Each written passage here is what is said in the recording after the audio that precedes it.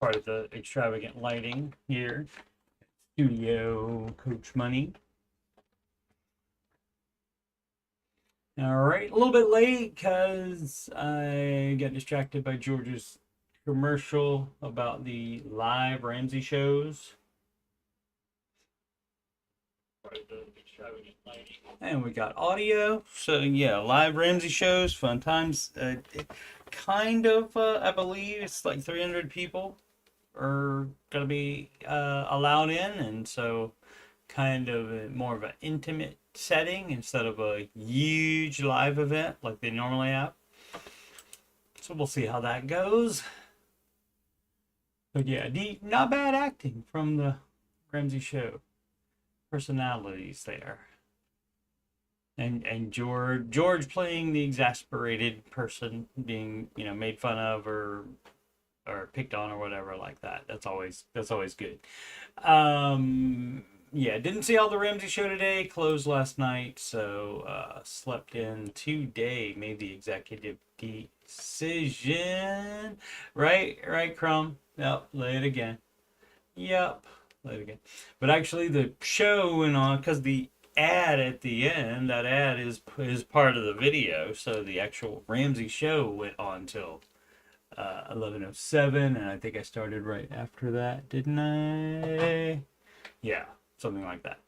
Alrighty, so I am Coach Steve Money. I'm a Ramsey Solutions certified financial coach, and yes, you are watching youtube.com/Coach Steve Money is where you're seeing me. And for my financial content, just scroll past Oak Island playlist and the Skinwalker Ranch playlist, and you'll see the Ramsey Show Aftershow show. Hey, that's this show, and today is number 577 of those. And there's also at 169, dude, answering your financial question streams, and that's one I do at 8 p.m. on most days that I can't do an after show due to work. So the upcoming schedule, as always, subject to change because of my job. But the upcoming schedule for streams is in the ticker below. And the music playlist, 12 Ramsey adjacent songs there, including the newest ones. What is it? And I get it's so new I can't remember any of the lyrics. Basically, what is it? Oh yeah, no spending money to seem cool. Don't when you're on baby step 2. So it's that's Hooting the Blowfish. What is that song? Only Want to Be With You by Hooting the Blowfish. Darius Rucker and band there. Market report. And hey, look, we got good news today. And of course, I'm always drawn to the NAS because that has beaten the S&P 500 18 out of the last 20 years. But everybody still, the default investment seems to be the S&P 500. And why? You're leaving money on the table by not diversifying. Of course, the Ramsey advice is not to do index funds at all for retirement. You should do managed mutual funds because there are some out there, not all of them. It might take a minute to find them, but it's worth it because you end up with more money in retirement. What did I want to check? I wanted to check, overall, still over the past 5 days, it's down. Because it did have some down days here, as you can see. And of course, in the short-term version, that can look kind of scary maybe, and not when it comes up, obviously. But the more you stretch it out, the smaller the dips look. And the important thing is it always comes back and goes to a new high. And so if you look at in the maximum view of it, you can see, yes. I mean, this at the time, this dip here, is that Pandy? No, that's not Pandy. Pandy's right here. So this was something else. This was something in 2018. Was that some kind of real estate bubble thing? I can't remember what it was in 2018, and so it dipped there. But the main, and of course Pandy, and the thing that I don't like about the Pandy the most is very selfish. Walmart used that as an excuse to not ever have stores open 24 hours again, and I love that because I love going at 3 a.m. and I must be lonely. No, when nobody else is there. I like doing that. But the point is that throughout all of this, if you're investing for retirement, you don't try to time the market. You're buying every single time, whether it's up or down. Let's go to the 5-year. And so right here, when it's down, you're buying and it's on sale because guess what? It's not at the next high yet. And so also when it goes down, some people will call it crashing. Just depends on how much, what percentage it goes down. I guess a 10%, 10%, I guess either way. I don't know. I guess mostly down though. It's called a correction, but actually the higher number may be the correct number that it needs to be. So I don't really like that as a term, but that's what they say. It's a correction. Oh, because everybody's like, oh, the market is artificially overbought, blah, blah, blah, blah, blah, blah, blah. It's the reality. That's how much is sold. That's how much is sold. And so that's what you deal with. But yeah, you buy in all the peaks and all the valleys. So it's very easy. You buy on schedule, generally from your paycheck every single week or 2 weeks, however often you get paid. And so, yeah, a little one right here. When was this? This was February. And it went, is this your tariff crash right there? Is that what that is? And guess what? You got it on major sale if you bought it at the bottom here, if that was your buy time. And so you need to keep doing that and keep that in mind. And again, if you're just in the S&P 500 index, put in a little effort and not leave money on the table. Crumb is going to Chicago event. Oh, okay, great, Crumb. You can tell us all about it. That would be fun. The Russell Small Cap Index leading the day being up 3.82%. Let's just take a quick look to see if that is down over 5 days as well. No, that's up over 5 days. So interesting. The overall market prompting the Small Cap Index to do that, to jump up big time. So great. And Dow record high. Is it not one for the NASDAQ? Yeah, it wouldn't be because it's down. I just said it was down, but didn't I? No, that's up over the last. What happened? Oh no, it does say down. Why is it green then? All right, I'm confused. What is going on that's wrong here?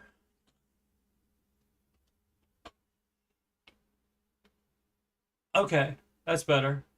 That's weird. It freaked me out. Hey, Google. If it's negative up here, it should be red down here. You're doing it wrong. Everybody saw it. It's recorded. It's on YouTube forever. And so, yeah. It does keep flashing green, though, when it changes. Like right there, it went up 0.03% from 0.30 to 0.27. So I don't know what they got going on here. But the Ramsey advice is not index funds. It is to do managed funds for retirement. And you would be splitting that 4 ways, 15% of gross income, and you split that 4 ways evenly into the small cap, which is the Russell, indicated by the Russell index there. And so guess what? This is 3.93% up today. So your small cap managed fund should be making even more than that. And the NASDAQ, my large cap fund, will be making more than that. It always does. There's never been a time where it hasn't made more than the index. And so that's good for me because I don't like to leave that money on the table because I like money.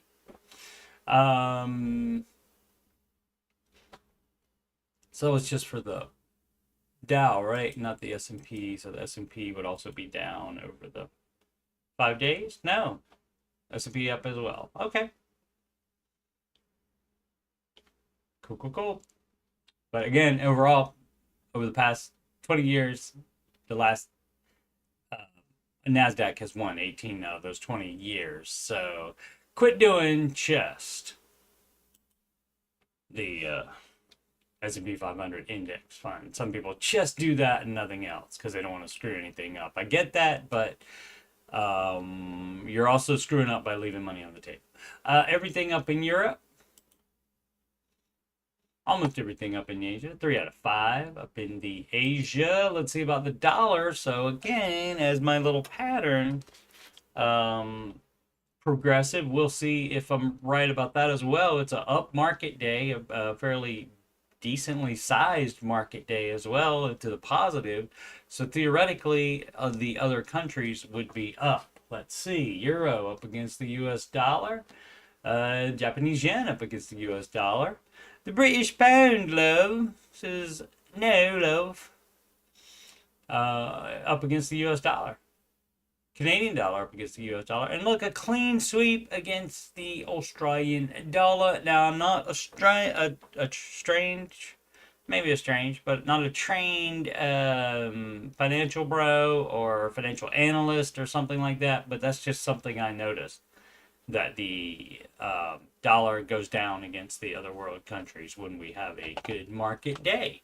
And why that would be, I could not tell you. So maybe I'll Google it and find out. What up, Sid? Sid the Kid has joined the chat. Let's see what else is going on here. Earnings upcoming, PDD Holdings. Walmart did not have a good, did not meet expectations in their report yesterday. So that may be troubling for some, and let's see what they're doing today. I think it's WMT, if I'm not mistaken. Yeah. Up 1.21%. Okay, so it probably went down more than that yesterday. So not a complete recovery, but coming back. And let's see what strikes me of the most followed single stocks on the Google. Speaking of Google, it's Alphabet. And Alphabet owns the Google and the YouTube. So very, very much part of our lives here. And that's up almost 2.4%. Is that going to be the most? No, because Amazon, people got to buy stuff. 2.57%. And of course, the Tesla, which is no stranger to being the highest up or down. They often go in higher amounts per day. Which means it's much more volatile, but it does. It has recently been below 1% change either way. Quite more than usual, but as you can see today, right, 5% even currently on the Tesla. Let's take a look at the headlines, and then we'll get to some questions.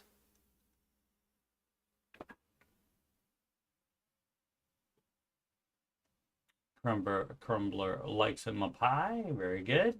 Or her. I don't know who it is. CNBC. Powell indicates that would be Jerome Powell of the... All right. Is that who that is? Yeah. Of the, I think, of the Fed. Indicates conditions may warrant interest rate cuts as Fed proceeds carefully. Yeah, too careful. How about you be proactive and lower the rate, and then you can hold off on the next one for a while if it indicates that needs to be done. But they like to wait until it's far too late and then change something. And of course, then the market overreacts to that as well, as it overreacts to everything. And the reason is day traders. It's not generally your average person that's saving for retirement. that is looking at these numbers every day and selling, buying and selling every day. That's just going to be your Wall Street people and your day traders, which neither one of those jobs is advised. I guess you can work on Wall Street if you want, but day trading not advised. Most day traders do not make money, and most lose a lot. Fox News, Las Vegas casino CEO reveals how dining habits are evolving amid tourism drop, okay? I don't know what that means. Why that would be, I mean, what the tourists would be doing. If there's fewer tourists, there's going to be fewer filled dining establishments in the Vegas and anywhere else. Peter Thiel leads a pack of investors piling into Ether. Okay. That's going to be a crypto and not advised by Mr. Ramsey. Virtual currency is not. British Airways attendant found naked on drugs in onboard toilet. Well, you're going to have those people. You're going to have people that get by the background check. You're going to have that happen. Or, maybe just had a bad day. We don't know. We don't know the whole story. Not the best look, obviously, for the airline or for the attendant. Tariffs aren't dealing a huge blow to big retailers. There's lots of lovely retailers and consumers yet. Here are key earnings takeaways. Yeah, everything is portrayed in the media as being a big deal, and this is gonna affect everything, and a lot of stuff really doesn't. Ars Technica is the AI bubble about to pop. Sam Altman is prepared either way. Okay, I can't remember what company he works for. Fox Business, Musk's ex reaches tentative settlement in $500 million lawsuit over firings of platform's former workers. Okay. So $5 million lawsuit. How much you think the lawyers get out of that? Half of it? More? 400 million? And so then the fired former workers get to split the 100 million? So depending on how many there are. So that's probably how that works. I'm reminded of Back to the Future Part 2. The justice system works swiftly now that we've abolished all lawyers. Or they've abolished all lawyers.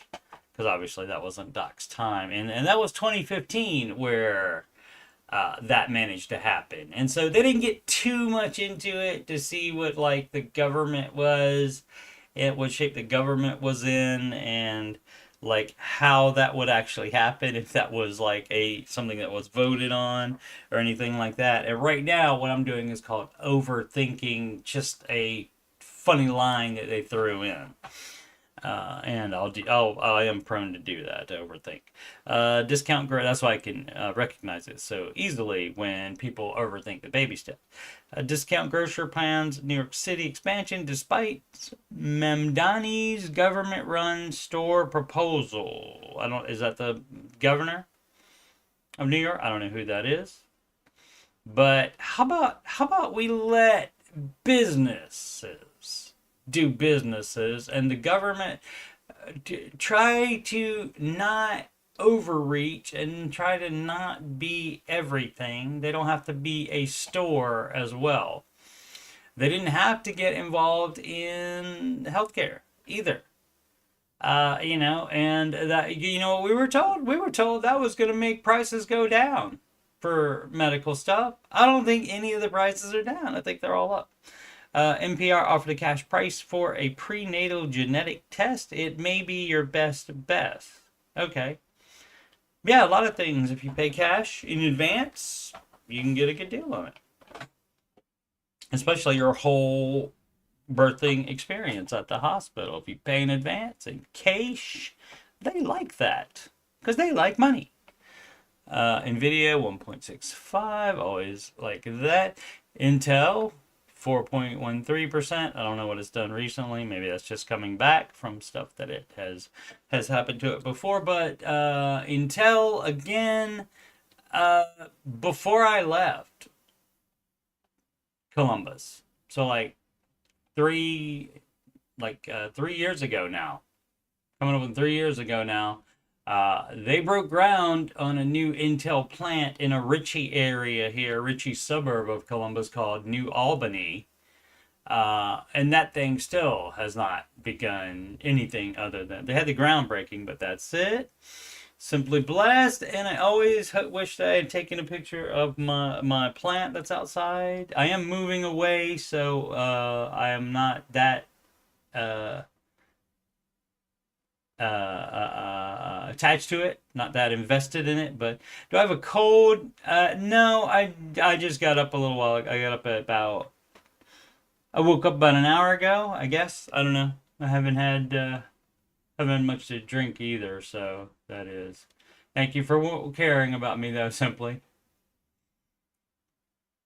Need one inside. You're moving again? Yes, I am. I'm going to move closer to work so I'm not in the car 50 minutes a day. 25 minutes there, 25 minutes back. Do not like that. Get a fern, Steve. Okay. An indoor fern. All right, we'll see. We'll see if I can handle that. And a lot of people ask VIX, that's the volatility index. And I heard there's like some way you can kind of even trade on this. You can make money off of what the volatility index is somehow. I don't know, because it just measures the volatility of the entire market. And it being up so much today, that means it's volatile.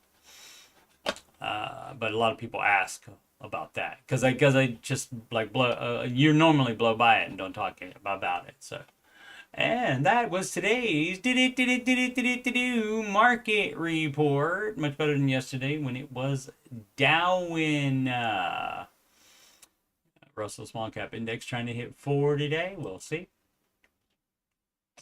Let's do some questions. We go to reddit.com/r/Dave Ramsey. That is the Dave Ramsey subreddit. It's not run by Ramsey Solutions. It's run by fans.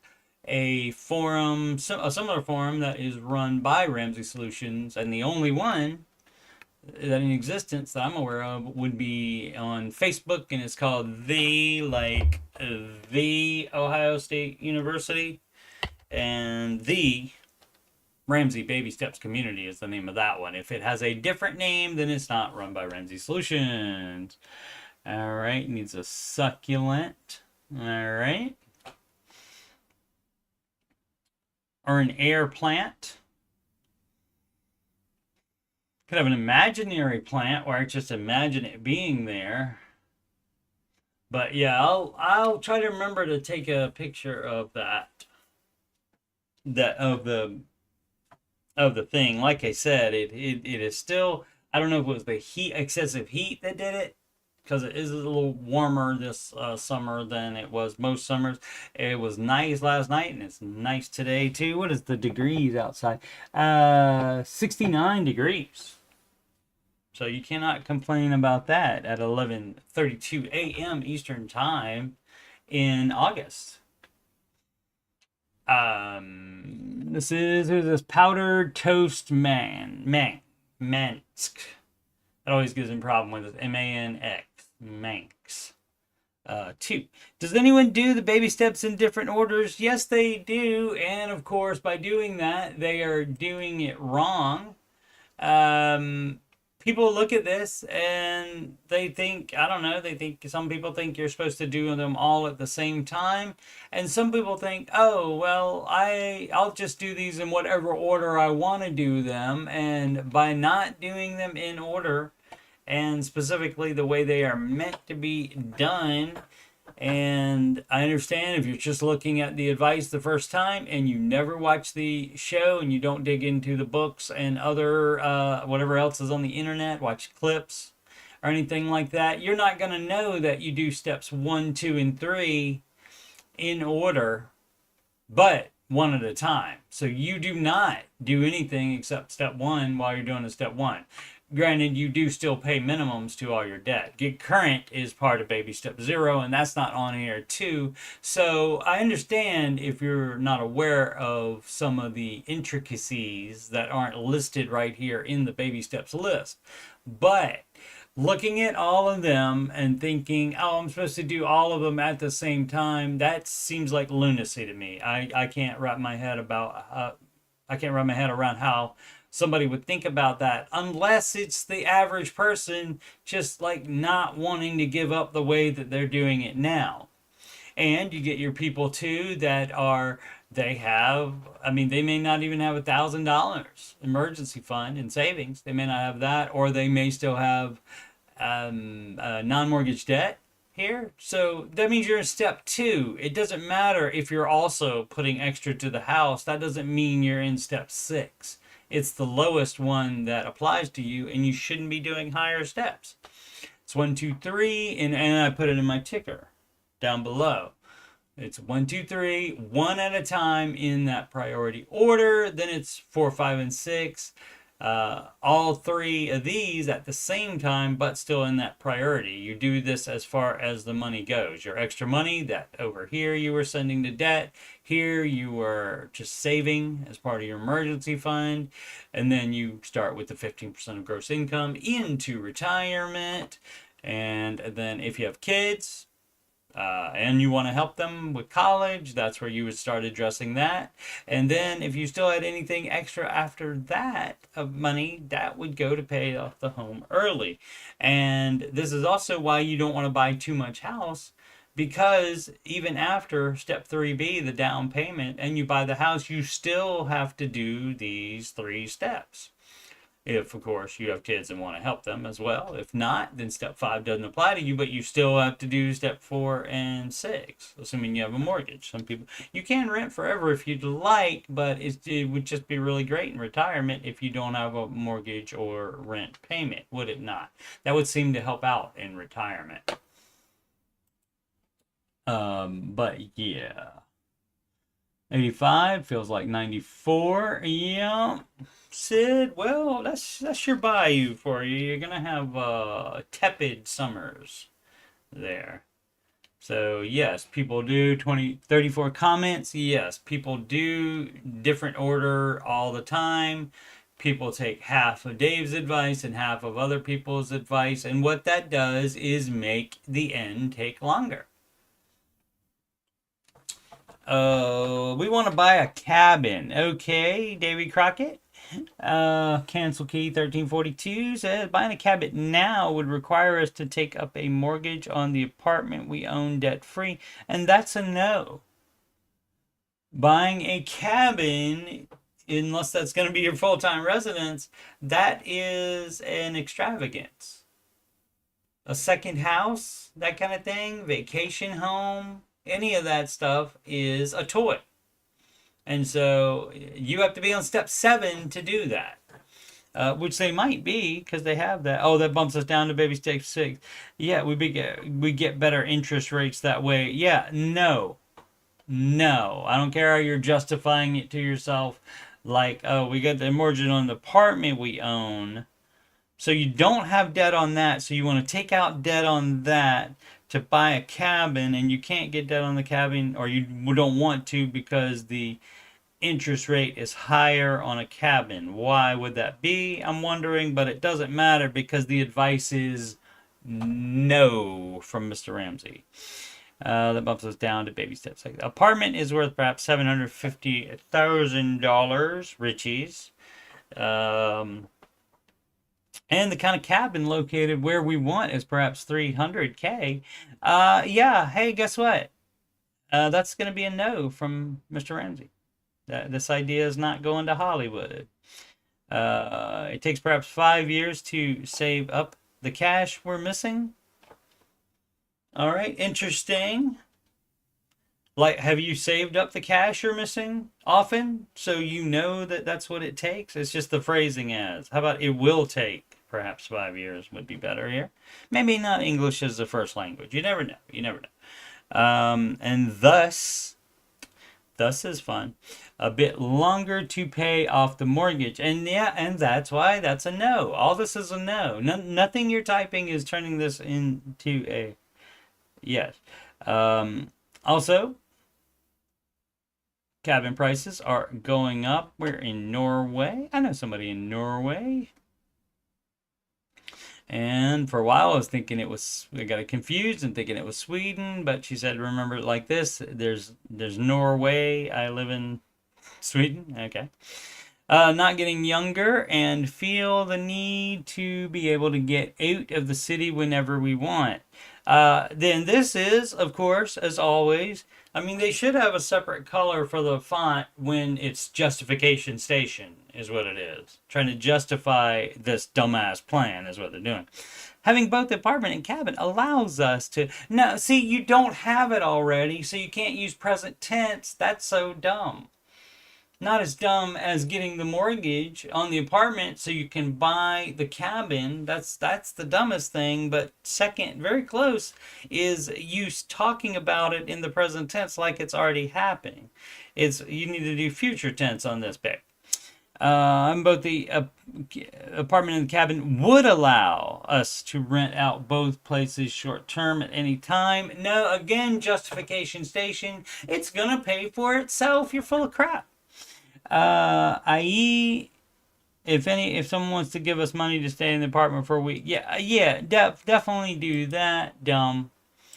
I was being sarcastic. Do not do that at all.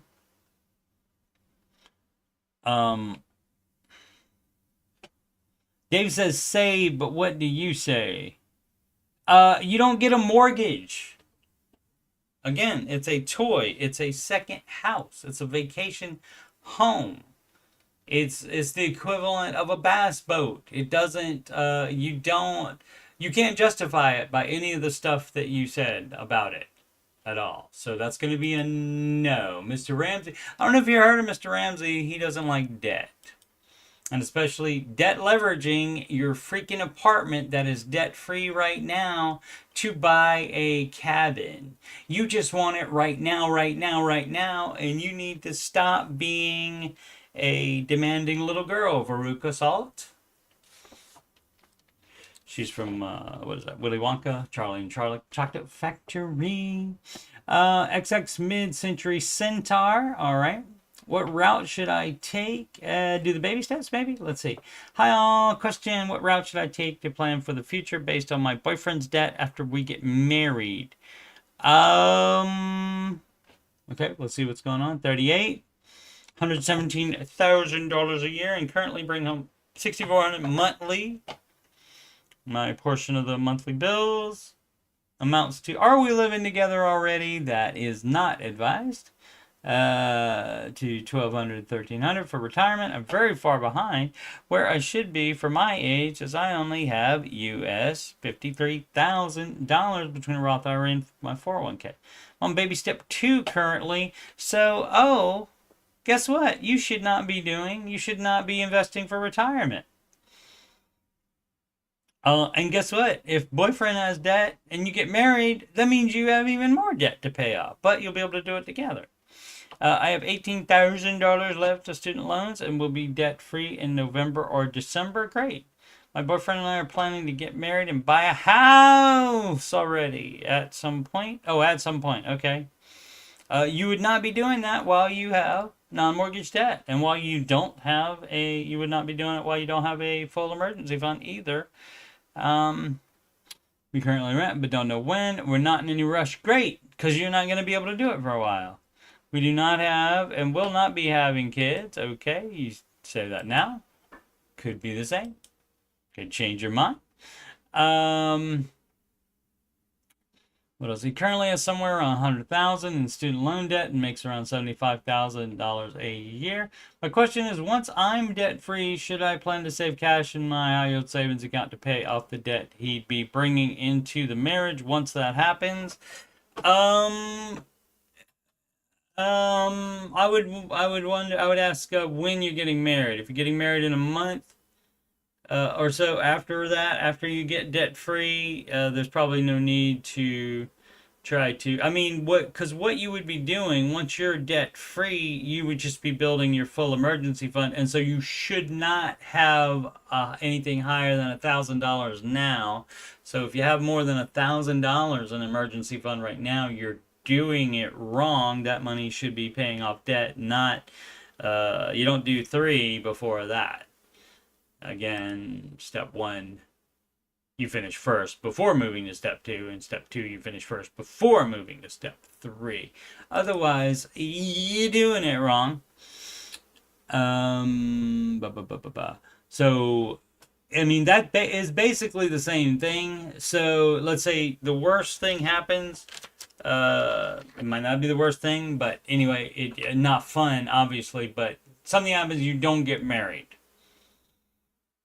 Saving cash, you would still be on that step by yourself because you would be saving your full emergency fund for yourself if you don't get married. If you do that, I mean, and that's the same way that, and people can't get their head around that either. They can't get their head around if they have $10,000 that they've saved, debt leveraging some kind of debt in order to have that money, or extra investments. That's not in retirement. That's just in a brokerage account, and they have investments like that. You would, following the Ramsey advice correctly, is you would liquidate all that and deplete all the savings except for the $1,000, and you would apply that to your debt. So you would be doing the same thing because you're debt free. You get married, and then the both of you instantly have that debt again from the boyfriend. Thanks, boyfriend. I hope he's nice. I hope he's worth $100,000. And so you would just use that cash to pay that, to pay on his debt, and both of your income would go to pay his debt. It becomes our debt when you get married. So it's not really you're not doing anything you wouldn't be doing if it doesn't work out. If you actually don't end up getting married, you would still be piling up cash for the emergency fund at this point anyway.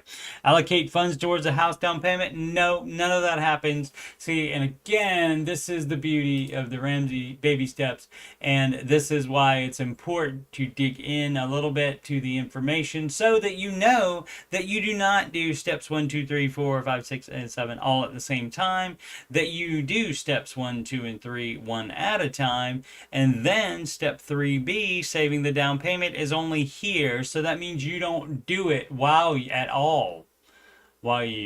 not saving extra stuff. See, you want to focus on one thing at a time, of course, except in 4, 5, and 6, and you focus on all 3 of those. But in steps 1, 2, and 3, you focus on one thing at a time. There's no house down payment savings while you still have non-mortgage debt and while you do not have a full emergency fund. 3B is where that would come in right there. So you're thinking about it wrong. Focus on trying to pay catch up for my retirement in my IRA 401. Okay, no, neither of those. You will be having debt. You should not be investing at all. You cannot do everything all at the same time with money. You cannot do that. That makes it all take longer. Been together for 7 years and our relation is solid as rock. Great. But because we're not officially married, I'm thinking it's a wise choice to continue to focus on myself until we're actually married and catch up my retirement balance. Well, that's where you would be wrong. You're right to focus on yourself until you're actually married, but the Ramsey advice for just a single person would not be to catch up on retirement. It would be to get out of your debt and to also have the full emergency fund. So you're thinking about it wrong. And people do that all the time. I don't know why. Don't know why. I mean, I'm a Ramsey Solution Certified Financial Coach, so I get it. I watch a lot of the show and stuff like that, so I understand. I may be jaded to that, and but like I can't remember a time where I thought that, basically because if I come into this tabula rasa, that means without any preconceived notions or anything like that, and I read a list, automatically I think step 1 first, and then you don't move ahead until you've done that one and you put a check there, and then you start on the next one and all the way down. And so the 4, 5, and 6 at the same time was news to me, probably when I first heard it. I don't remember my first reaction to that, but probably like, oh yeah, that makes sense because you don't have debt. And you do have a full emergency fund, so those would be the things that you would want to focus on at that point. I'm also just thinking I want to be out of debt ASAP once we're married, and we want to pay off his loans as quickly as possible. That's the one, yes. So we can focus on buying a house and building our wealth together. Yes, thanks in advance for any insight and advice. Okay, it's just if you would have Googled it or gone to YouTube and searched, Dave Ramsey and finances when getting married or something like that, you may have come across this or gone to the Ramsey Solutions website. They have a nice, where is the search bar? Right there. And you could put that there. There's a lot of like blog posts / articles. And it tells you how long it takes, like a 5-minute read or something like that. And it's about any financial type question you have, you can put in there and come up with the answer on that. You could also, secondarily, you could also ask the AI of your choice, but not 100% proven yet. For me at least. Baby step 3B or the wedding. Oh, she'll be saving cash no matter what, right? Baby step 3B or the wedding. I didn't see any saving up money for the wedding, so that money's gonna come out of nowhere, I assumed, unless I missed it, Sid. Let me make sure that is right. 69, dude. Sometimes I think my computer doesn't.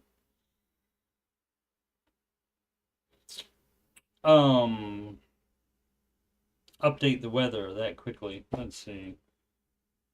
No, phone said 71. Okay, so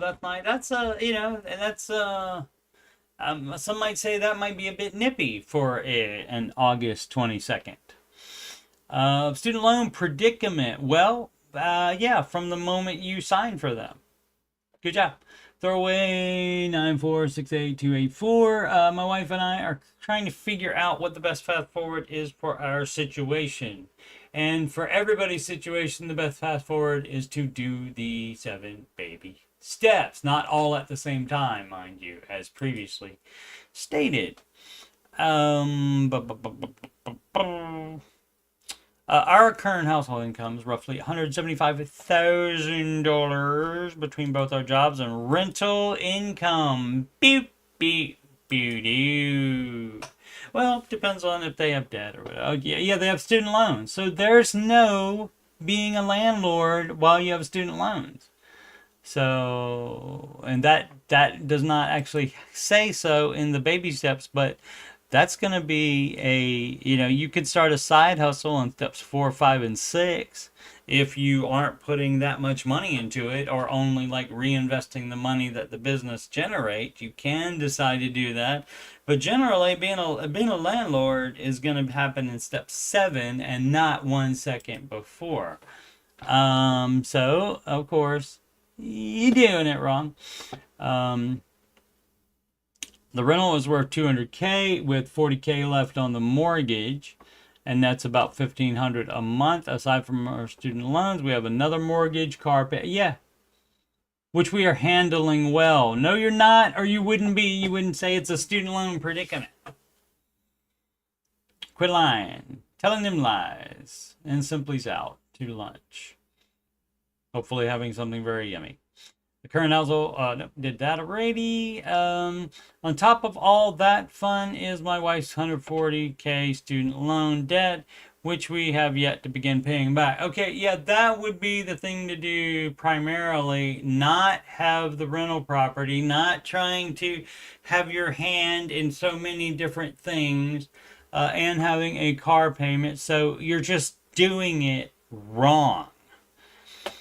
The payment would be anywhere from $800 to $1,500 a month, depending on the repayment plan we pick, and the day to begin paying is steadily approaching. That's why you should do that instead of doing all this other crap. You're dumb. Our questions following: would it be a ridiculous idea to sell the rental property, pay off our loans, and a chunk of her credit card debt? No, you pay off smallest to largest. I'm assuming the credit card debt is smaller, so you would be paying that off. You would also be paying off your own freaking debt as well if you have any. So you don't pay off the student loans first because that's not the lowest amount. The lowest amount is whatever credit card is lowest. Or continuing paying things off monthly at a steady pace. That's going to make it take longer. You're making it take longer. You're doing it wrong that way. How can you even think that that would be the right thing to do? That's just what you want to do. Any advice appreciated. We're not really sure which way to go. Really? You're not. You're not. Okay, so most people figure out very quickly that Dave Ramsey's the no debt guy. So why do you think you would have a mortgage on a property? Why do you think you even have a property while you have all this other debt? That's pretty dumbassery of you. Or you just walked off the moon this moment and just found, you went from the moon right to the Dave Ramsey subreddit. Our question is, would be ridiculous. No, it would not. And because that one was first, you know darn well that's the Ramsey advice. And you can't convince me any differently. Anybody, edit. I appreciate everyone's feedback. I'm going to clarify a few more things. Oh, great. Here for the curious. Okay, was it because people gave you advice you didn't want? The mortgage on the rental is $270 a month. Don't ask me how I got that because at the time I was 22 and don't remember much of that period of my life due to some questionable life choices, but it was 2017 and I had some help. Okay, great. That doesn't change a darn thing. None of that matters. Justification station here again. None of that matters. You sell the rental and you pay. You can sell the car too instead of paying it off, but or you can pay it off. The debt aside from the mortgage was married into late last year, right? Well, you chose that. So as a unit, we have not had much time to begin. That was late last year. You've had 6 months. It's not that hard to figure out. Oh, we have debt now. We got to pay that. Let's take a look at the baby steps. Where's debt addressed? Step freaking 2. Step freaking 2. Quit being dumb about it. You're being dumb about it now. I understand people want to do their little crap and have rental properties while they also have non-mortgage debt. They want to do dumb crap like that. I get it, but you're just being really, really dumb now. My wife has only been working 2 years post-graduation. None of that matters. None of it matters. Just keep typing stuff that doesn't matter. Racked up some credit card debt, solid credit card debt too. So yeah, that we've yet had the means to attack as much as we want. And you know why? Because you're doing all this other crap. There's a reason. There's a reason you haven't had the means to attack it. Because you've been doing dumb stuff. The amount we bring in is mostly new to us, and we're still acclimating to the increase. All right. Well, what are you doing with it all then? Spending it? For the rental income using the $1,500, I did not factor in taxes. This is why not everybody should be a landlord, because they don't do things like factor in taxes, which is, again, dumb as crap. Which are fairly inexpensive given its location. They're still take away from the profit. And repair, is that after? Is the $1,500 after the taxes, or now you got to take taxes out of that? So guess what? You lied when you said it nets $1,500. You're a liar. You're dumb. You're presenting the case very, very dumbly. Because roast repairs are done by either family members with relevant experience or myself. Again, justification station doesn't matter. None of it matters. Because you would not have bought that anyway had you already been following the Ramsey advice correctly. If you had been following it correctly, let me say. More realistically, over the course of a year with repairs, insurance, and taxes involved, it's probably closer to $1,200 a month. Then why didn't you say that in the first place, you idiot?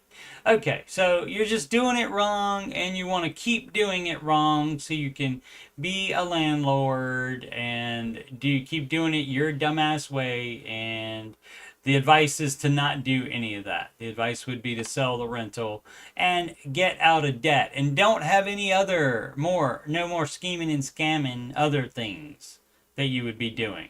follow the baby steps. You don't start a business until step 7 if it's going to take a massive amount of saving to do, because the baby steps are more important than you starting that business, including landlording. And yes, rentals have to be paid for in full in cash, and that's also why you wouldn't do that until you had your own residence paid off. But a lot of people don't do that, especially financial bros, because they like to do the debt leverage, and Mr. Ramsey is the no debt, as a reminder, no debt, and no debt leverage guy. Retirement funding, this from Lost Parrot Head, 25 man, single-ish. Okay, well, and Dave Ramsey-ish, okay. What does single-ish mean, my man? I mean, that's not the kind of coach I am. So I probably can't address that, but maybe some counseling for that. I don't know what's going on there. No debt besides mortgage, great. 10 years ahead on the principal of the house. That's not how we do it. We just pay extra to it and pay it off. I mean, that may be the same basic things he's doing, but, you know, again, people want to, like, think about it in their own little ways and saying 10 years ahead on the principal. Like, you know, like, I wouldn't have to make a payment for 10 years and I'd still be, you know, no, you are supposed to pay it off. I still use credit cards, not advised. And Ramsey-ish would, at a minimum, you're Ramsey-ish. Probably more than that. They get paid off weekly, currently putting $100 per week pre-tax. Into what? My workplace offers only a 401k, and that's all I can afford. What else would you be getting? Roth 401k if they offered that, but maybe you don't know about that. Maybe you know all about this, some other dumb stuff like those credit cards, but you're not smart enough to know about the Roth 401k. Maybe. But yeah, not all employers offer the Roth version, but if they do, that's where the money should be, because the priorities are match, because that's 100% rate of return, and then any Roth account, meaning your Roth IRA or your Roth 401k, and then the traditional 401k third for any remaining contributions. That is all I can afford. My workplace matches 50%. The first 8% of my annual wages I contribute. Of the first 8%. Okay, so they do 4%. If you put in 8, they put in 4. And I hate the way they do that. I would say, you know, why not just have it be 100% of an amount, a lower amount then? But I don't know. I guess they do that to make it sound like it's a bigger deal than that. All the other places I've worked have been straight percentage. Can someone please explain this better? Sorry, the brain cell was left home. At home today. Okay, what would Dave do? He wouldn't be Ramsey-ish. He wouldn't use the credit card. But you would still take this match first. So you would put 8% in the 401k to get the 4% match. So unfortunately, it's not 100% match, but you're stuck putting the extra 4%. But that would still be the advice there. What up, AJ? How's it going? What's the temperature like over there, sir, in Tejas? Electrical pen 6564. How to budget savings. Need help setting up my budget. And that was the Ramsey Show title today. What was it? Not you need a budget. That's a different company's app. I can't remember, but you always need a budget to make sure you know where the money's going, where you're telling the money to go. That's the budget. You tell the money ahead of time where to go, and you're not stuck in the moment deciding that every single time some expense comes up.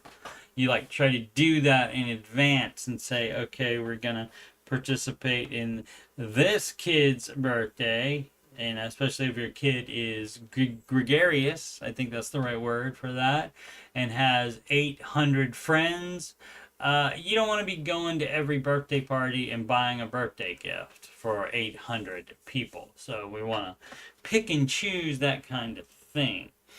But yeah, you need, and my argument, of course, some people think that, that if you make a ton of money, then you don't need to budget. And I say, no, that's when you need to budget the most, because you make more money, so more tiny amounts can just slip out the account without you knowing it about it.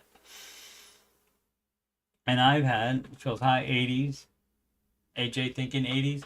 And that was a good decade, and a decent temperature too, if you're comparing it to 90s and higher, for sure.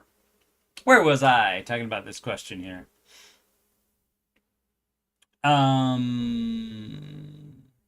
It's at X dollars, and then money is set aside for it. Yeah, example, we figure that we will spend 600 on clothes this year, so every month we are putting $50 in our clothing envelope. Yeah, you can do it like that. That's fine.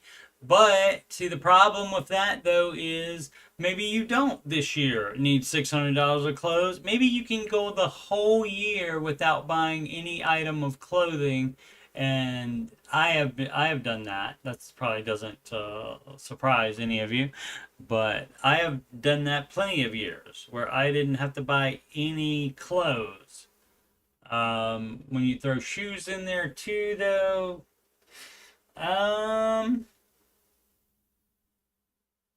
no, no, I've had even years where I didn't buy shoes either. So didn't have to buy shoes. I did buy shoes this year, and did I buy any clothes in 2025 or not? I have not. I have not. I got that fun, which side it's on, the Jaden Daniels jersey. I got that from work. Secretly somehow. The management isn't saying that they did it. They're saying they didn't do it. And so it's kind of weird a little bit. I don't know. The boss likes to do pranks sometimes, and so maybe it's just a big prank.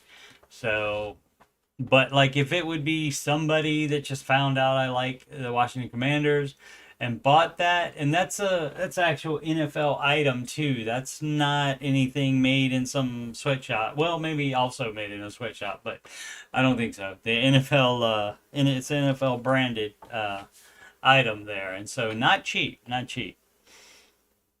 It was bought at a local Meijer store because the Meijer tag is still in it. And I mean, I would think $40 at minimum, and so that's weird for just an employee to decide to spend that much on me. And so if somebody has a crush on me, they have not told me yet, and I kind of find that hard to believe.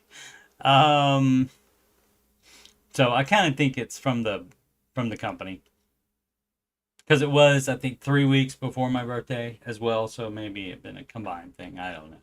I'll have to see if other people get things for their birthdays. Where were we? If no money is spent on clothing that month, it just builds up over time. Right, and that's the problem.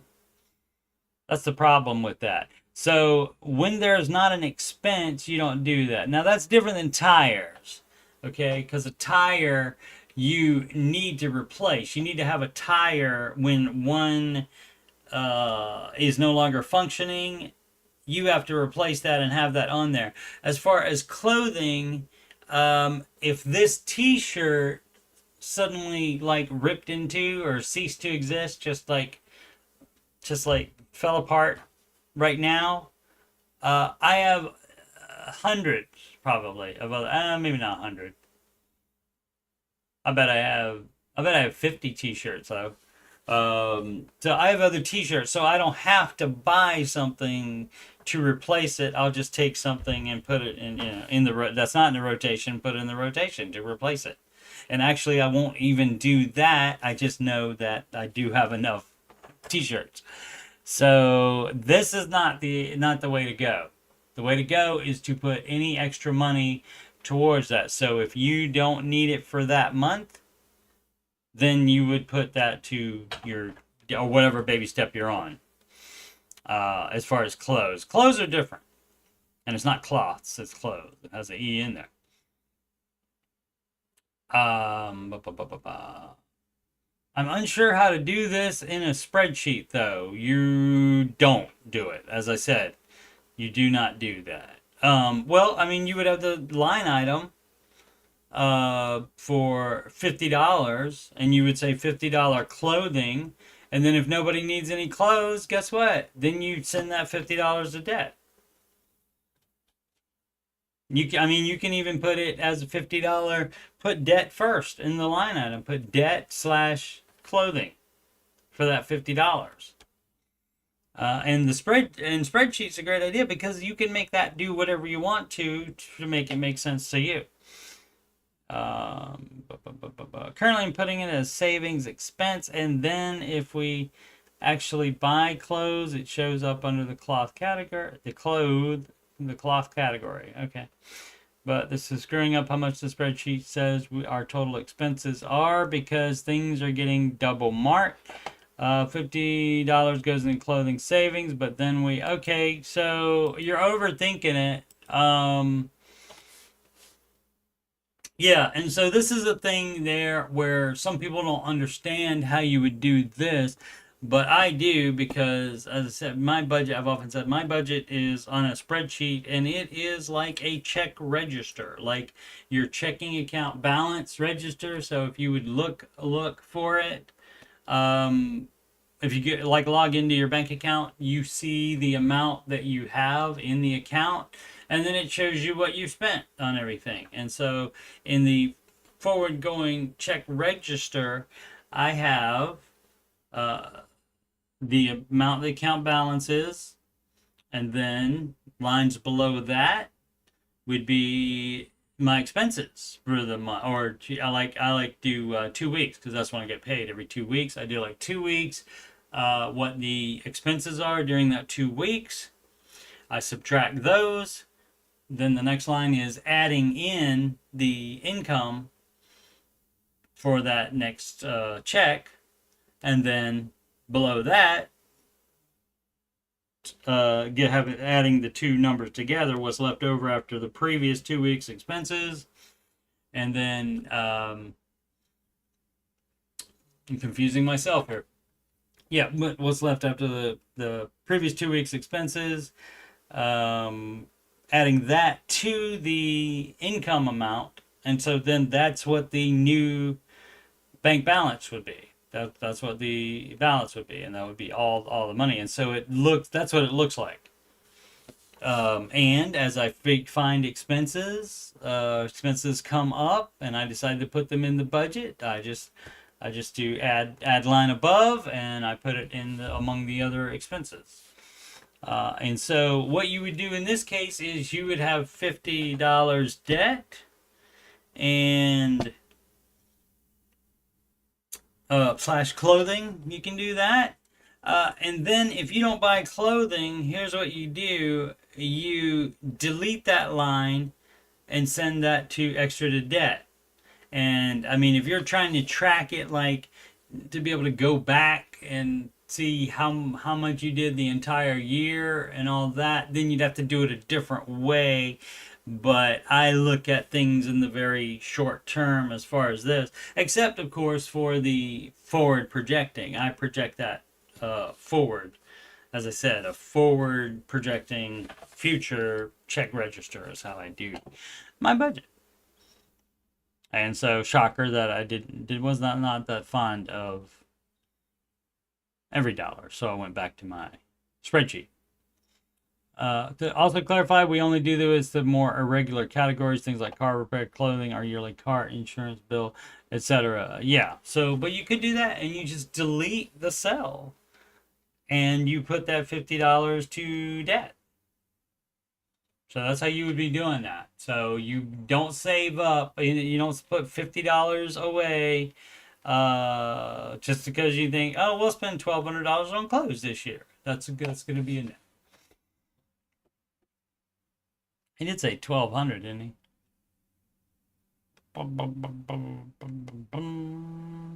Oh, $600. Yeah. Okay, $600. That's why it's 5 times 12 is 600. Gotcha.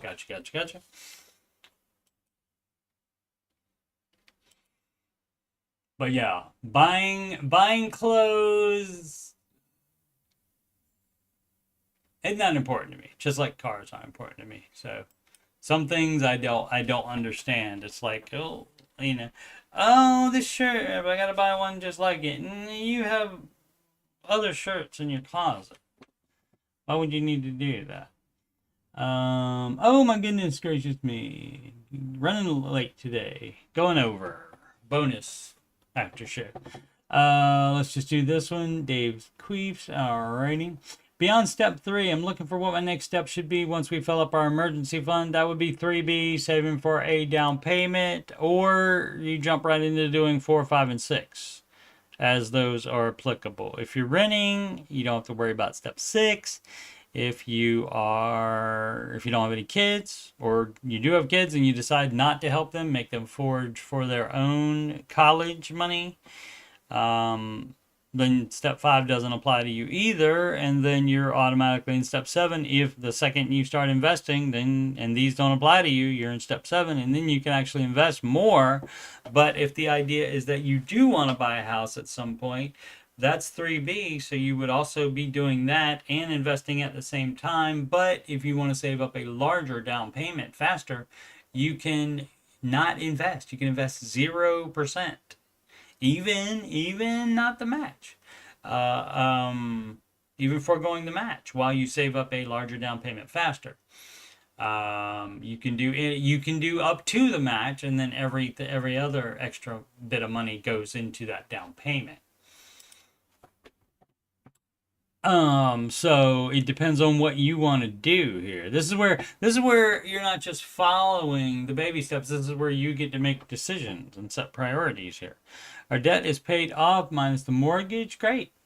Our income is that already has a mortgage. Okay. $8,000 per month. Reliably. We got our house last year on a 30-year boop boop boo doo. 7%, $330,000 home price with $4,500 down, so that would mean $275 is owed on it, and I think that is fine. It seems fine. Let's do the math on that. We got 8,000 times 12 equals 96. Oh no, I was wrong. That's my bad. Income is 96,000, and they got a $330,000 home. And guess why they got the 30 year? Because they couldn't afford it on a 15, which is what Dave recommends you get, so that you don't buy too much house. You're doing it wrong. So you should be. I mean, we'll. Maybe you can get an extra 4,000 and make the math easier for me, and be making 100,000 a year. And so that would mean you can have like a $250,000 mortgage. And so, but this does, so that would be 275. So it's not that much, but again, the fact that it's on a 30-year probably means you can't afford it. Past January, I sold $36,000 in stocks to pay off a car, but put 21,000 of it towards the house to rid the PMI. Okay. To get rid of is what it's called. You don't just rid something. I don't think that's proper English. Also, put 4,000 aside for next year's capital gains. So close my calculator there. So our outstanding balance on the home is $260,000. So that's $10,000 more right where you are now. So I mean, if you really like the house, I guess you can keep it, but the whole thing is why you wouldn't do that is because you got a 30 year, and the advice is to go 15 years. So Dave would say probably if you can't pay it off like a 15, and of course people saying that they'll pay it off like a 15 when they have a 30. How often do you think that happens, that they actually do that? No, they find other things to buy instead. Mortgage payment is 30% of our take-home pay, and again, yeah, that's on the 30 year. So it's even higher even on the 30 year. So on the 15%, I mean, the 25%, no, on the 15-year fixed rate mortgage, they would not be able to afford it. So you would sell the house. If we pay it like a 15, our payment would take up 40% of our pay. Yeah. And so if you can't do that, this feels high. Yeah, it does. It's supposed to, because you bought too much house. What don't you understand about that? See, people don't ever think about that. They go, oh, well, surely I am allowed to have this house. So the problem's not me and wanting too much house. The problem must be something in the advice that I'm not getting. I have $5,000 in retirement, $45,000 in retirement accounts. Not touching that. You're not supposed to. So that's the one thing you're doing correctly. Boom, boom, boom. Here's another thing. I have $45,000 in retirement. Oh, I have a crypto wallet with $75,000 in it. It does not say on the baby steps to have $75,000 of crypto. You're doing it wrong. Should I sell the crypto next tax year? No, you should sell it immediately and dump it into the principal now. And should you refinance? It has to be worth it. It depends on what the interest rate is. You have to have a fast time for the break-even point on, because refinancing isn't free. You'll have to pay closing costs / refinance fee, whatever you'd like to call it.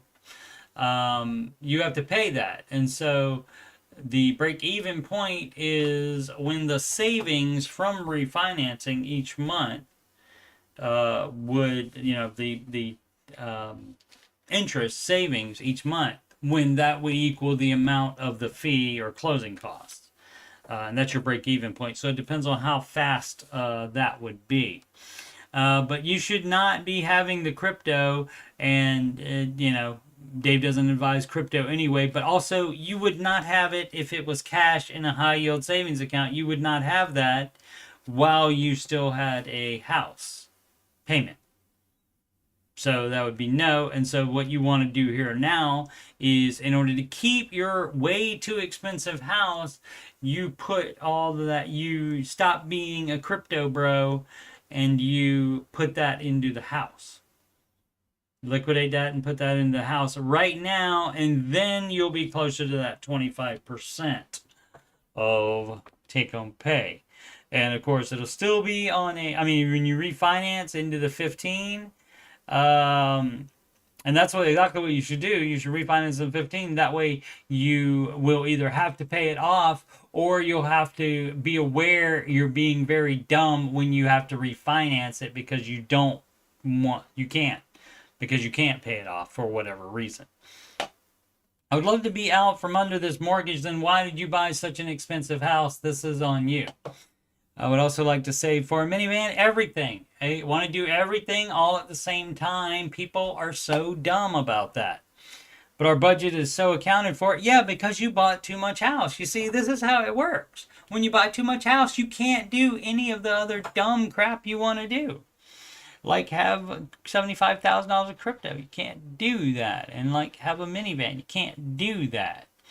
The amount of money you make is not that much. 100,000, not that much today, and it may be worth even less where you live. Weekly numbers: house $600. That's the $600 a week. Okay, well you don't budget by the week. That's not how that works. But so that's $2,400 house payment. So So you should be investing while paying off the house early. You should be doing that.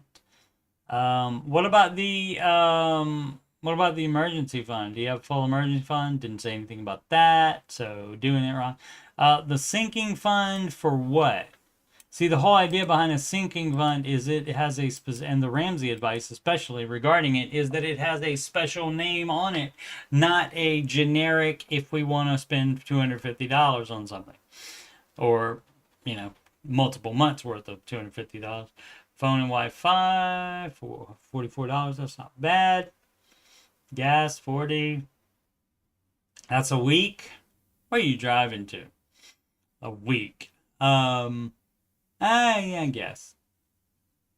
Might have to drive that far for work. Streaming $10, and all the rest of the stuff isn't out of line. It's just that you, except for the crypto, of course, because you're doing it wrong by trying to have other investments other than your retirement, while you still owe on the house, and especially your house because it's a 30-year mortgage and you bought too much house. If you can pay off house, then that allows you to use the mortgage payment for other things. That's right.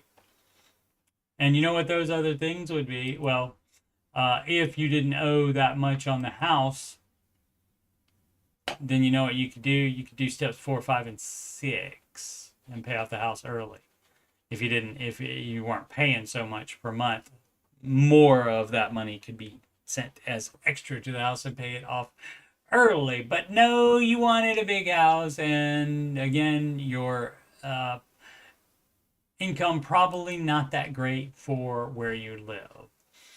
Alrighty, what do we got coming up on? What is it? Saturday and Sunday, 8 p.m. Eastern Time, answering your financial questions. So we'll be doing questions, and I may do both days, Saturday and Sunday. I may just pick one to do. Projectile Blue. Should I quit my second job before a full week? It's not a good look. I mean, if you can live with yourself, I don't know necessarily that anything bad would happen to you or anything negative would happen to you. No flow. 714. Advice, opinions for truck purchase. It's the standard. You're not special. It doesn't. But I live in Texas, so I have to buy a truck, right, AJ?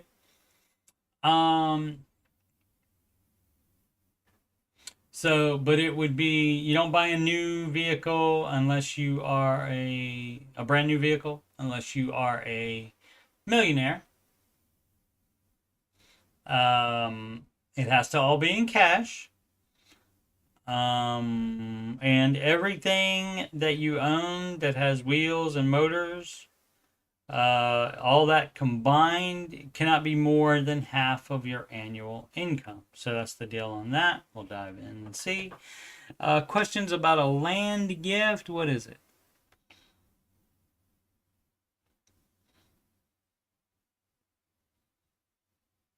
Owner's concerned about the gift tax on the land, so he's doling it out to us in chunks over the next few years. I'd rather get it all at once. Of course you would. Is that wrong? No, it's not wrong. I don't want to drag this thing out over time. Well, it's a gift. You can't look a gift horse in the mouth and you can't say, okay, well, your gift has to be given this way. You're lucky it's being, you know what you can do? You can decline it. And of course, if you don't want to take it over time, perhaps the person won't give it to you and they'll give it to somebody else that will take it over time. That's being an ungrateful. Anyway, I finally see it. They're overthinking the first 3 baby steps. People do that all the time because they're trying to find a way to not do the stuff, to not sacrifice, to not do it exactly as it's written here, but it's written here just like this. This is the way it is because this is the best way to do it.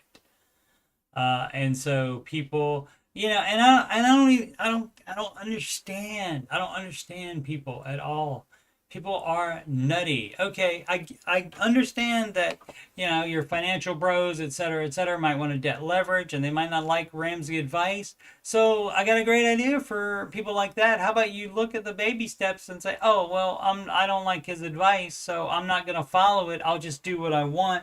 But no, some people are like, well, why does this happen? And it doesn't matter. You can just do whatever dumb crap you want to do. You don't have to agonize over it. So why does it do that? Why doesn't it do like I want to do? Why, you know, and how can I fit what I want to do into this? You can't, because you're doing it wrong and you can continue to do it wrong. You know, God be with you. And the force be with you even. But, you know, you don't have to compare your dumb crap that you're doing to the baby steps. You can just go ahead and do your dumb crap. Next step. I'm left with my mortgage. You would be paying off that. You would not be saving more money other than the full emergency fund. And if you needed any sinking funds for specific things, you would not be saving money instead of sending it to the house. Now you can budget a vacation, that kind of thing. And if you're have a sinking fund for that vacation, that's fine. But that has a specific name to it. You don't do a general slush fund savings above the emergency fund. It should just be the emergency fund and specific saving for specific things. S&P 500, why does it already talk about that? That's like the standard bearer in the stock market. A long time ago, it used to be the Dow Jones, and now it's the S&P 500. Maybe at some point, it will be the NASDAQ.